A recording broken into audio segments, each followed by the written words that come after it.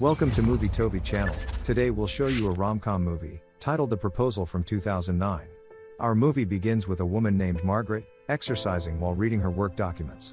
Meanwhile, a man named Andrew, wakes up in a daze until she realizes that he's already late for work. Both get ready to start their day at different paces. Margaret is taking her time, while Andrew is sprinting through New York streets.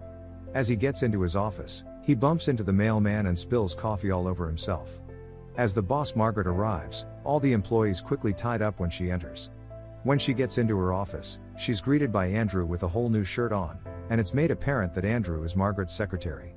Before he leaves her office, Margaret confronts him over coffee, and we can see how she treats him as her slave. Luckily, he gets saved from his misery and answers a call from Margaret from a man named Bob, who's one of her colleagues that she actually plans to meet. They both head to his office and Margaret bluntly fires him. Bob gets pissed and starts cussing her out in front of the whole office. She counters, revealing he's been spending his time cheating on his wife. After the confrontation, Margaret tells Andrew that he has to work the weekend with her, and tells him to cancel his trip to celebrate his grandma's birthday. As he calls to cancel on his family, Margaret walks up to him and he hangs up. He then gets a call to send Margaret to the CEO's office. There, she is given the news that her visa application has been denied, and that she's being deported. As she's getting desperate, Andrew knocks on the door to act like she has other important things to do, but she signals him to stand beside her. She then announces that they are engaged and about to get married. Andrew uses his instinct to go along with it. Jack, the CEO, says that's great news and that they should put a ring on it so Margaret doesn't lose her job. As they do in any corporate setting, the news spreads like fire and everyone is talking about them as they get back to her office. There, Andrew tries to talk about it and Margaret convinces him to go with it, or he'll lose his job if Bob replaces her. They head to the immigration office to file in their engagement and they're interviewed. The officer tries to threaten them both with the repercussions if he proves that the two are committing fraud. Andrew looks like he's about to give in, but gets sly and makes it apparent to Margaret that he has to be promoted as an editor or he'll spill the beans. The officer then asks them a couple of questions, and Margaret replies that they are headed to Andrew's hometown in Alaska this weekend to announce the news. After they're done, Andrew lays down everything he wants or he ditches Margaret. Obviously, she is in a bind so she has to agree. When he asks her to ask him nicely to marry her, she obliges and even gets on her knee and proposes in the middle of a busy New York street. When they are at the airport, Andrew and Margaret are greeted by his mother Mary, and his grandma Annie. During the drive, Margaret raises her eyebrows after she sees a bunch of shops having Paxton on it, which is Andrew's last name. Annie answers for Andrew saying that he just doesn't like to show off. The two show their true colors bickering as they get onto a boat to get to Andrew's childhood home. As Margaret sees Andrew's home, she's shocked at how big and beautiful it is. When they get to his house, they are welcomed by a party that Andrew's parents had set up for him. There, Andrew is greeted by people from his past and to whom he has to introduce Margaret. But Andrew's father Joe reveals to the family that Andrew is Margaret's secretary. Andrew gets pissed and announces in the middle of everyone that he and Margaret are engaged, and are about to get married. Everybody is shocked at first, and half-heartedly claps. But in the end, they open up champagne bottles and celebrate the news. As everybody is celebrating, Andrew's ex Gert comes up and hugs him in front of Margaret. Gert congratulates them both and then asks Andrew how he proposed. Mary and Annie overhear the question and they too would want to hear the story. Andrew gets clever and says that she loves telling the story and hands off the fake storytelling duties to her. The two make up a story through bickering and get the reaction they were hoping for. After all the cooing, one of the guests asks for a kiss from the two of them. Andrews tries to get sly and kisses her hand, which makes the people enraged and tell him to really kiss her like he means it. They oblige and give each other a nice little smack on the lips. But the people are still unsatisfied, so they just give in and kiss passionately, which makes them look pleasantly surprised by the experience. Mary and Annie show them the room they'll be sleeping in. The family dog Kevin comes storming and scaring Margaret, and the family leaves them alone. The two set their boundaries with Andrew having to sleep on the floor while she's sleeping in bed. The following day, they are awakened by a phone call from one of Margaret's writers. She leaves the door open, which gives Kevin a chance to run for it. Now Annie had specifically told Margaret the night before not to let Kevin out because an eagle will come and swoop him up, which is exactly what happens as Margaret is on a call. She throws her phone at it, catches Kevin, and gets back to her call after picking it up. But the eagle chases her down and snatches her phone instead. Annie and Mary think that she's playing with Kevin, and tell Andrew to tell her that she needs to get ready to go out with them. Margaret hates the idea but gets forced to do it anyways since they want to look like a happy couple. Andrew goes to see his dad golfing by the side of the lake, who had called on Andrew to apologize for his behavior at the party. Conversation then goes to Joe trying to get his son to quit his job and inherit the family business. But the conversation ends up on bad terms and Andrew walks away seething. On the girls' day out, Annie, Mary, and Margaret have gone to an unassuming looking bar, until the show starts, and Margaret gets a lap dance from a male stripper. She sticks it out as much as she can and walks to get some fresh air, where she's joined by Gert. They talk about the usual, "I used to date your fiancé," and Margaret has left in her thoughts after the conversation.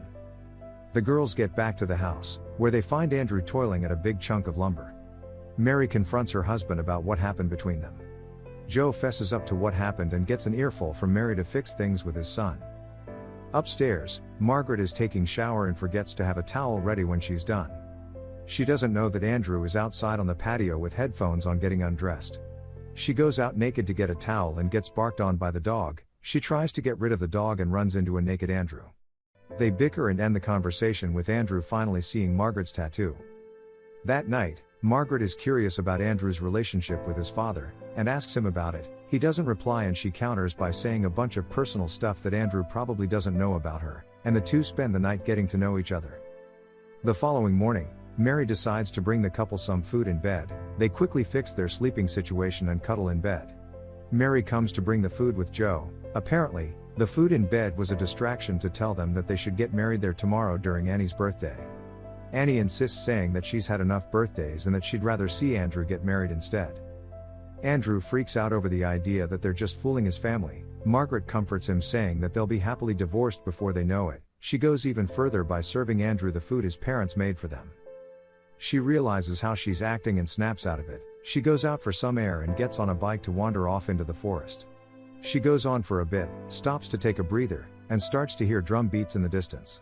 She follows the sound and sees Annie doing some sort of ritual in the forest. She spots Margaret and tells her to join, giving thanks to nature for everything they've received. Margaret joins her for the ritual dance and gets into it by doing her own moves. Andrew comes to visit and Margaret is immediately humiliated at being caught. The two of them head to the city afterwards to pick up Margaret's new phone. She checks her messages and realizes that she has to get on a computer to handle some business. At the computer cafe, Andrew spots Gert and leaves Margaret to handle her business, and she gets jealous seeing the both of them together. On their way to the boat, Margaret asks all the questions that someone jealous would ask, but the conversation is cut short when they run into Mary and Annie, who steals her away for some girl stuff. They bring Margaret to a wedding dress shop to get fitted with her dress. When Margaret walks out of the fitting room, her dress is obviously loose in the front, which Annie is sure to point out. After her fitting, Annie gives Margaret a necklace that is actually a family heirloom that has been passed down for 150 years, and Margaret gets a little emotional realizing how bad she's fooling Andrew's family. She almost gives up the ruse, but keeps her cool.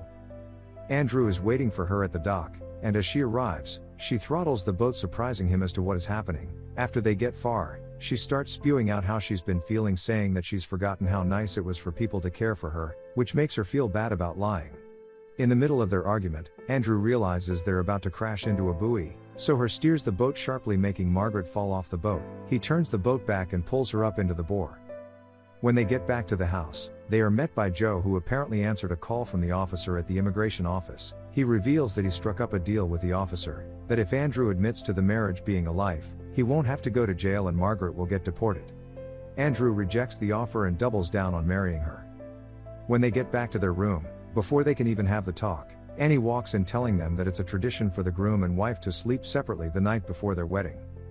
The wedding day arrives, and Margaret and Andrew are already at the altar. As the pastor is peeking, Margaret tells him to pause, confesses everything to everyone, and leaves after clearing things up, leaving everybody else speechless. Andrews goes looking for her in their room, but finds a copy of the book he wanted to publish with a note from her. She tells him that she promises to hold up her end of the deal before leaving the company. On her way to the airport, where the immigration officer is telling her she has 24 hours to leave for Canada once they arrive in New York. Meanwhile, Andrew tells his parents in passing that he's going after Margaret, and Joe tries to stop him. As they fight, Annie suffers a heart attack and has to be airlifted to the hospital. During the flight, she tells Joe and Andrew to promise her that they will quit fighting and get along. After they agree, Annie reveals that it's all a sham to get Andrew to the airport. At the airport, Margaret's plane is just about to take off as Andrew arrives. Good thing Andrew is friends with the ATC, but it's too late and Margaret is off to New York. At her office there, she is cleaning up her stuff with her employee that has worked for her staring her down in shame. Just as she asks one of them to help her send her stuff out, Andrew arrives. She tries to tune him out since she has to catch a flight, but Andrew shuts her down, confesses his love, and asks her to marry him. She gets scared, and Andrew says that he is scared as well. Then they kiss in front of the employees. Later, they both are at the immigration office again getting asked if it's serious, and this time, they say yes, and the movie ends. Like and subscribe to our channel if you liked our video, to see more in the future.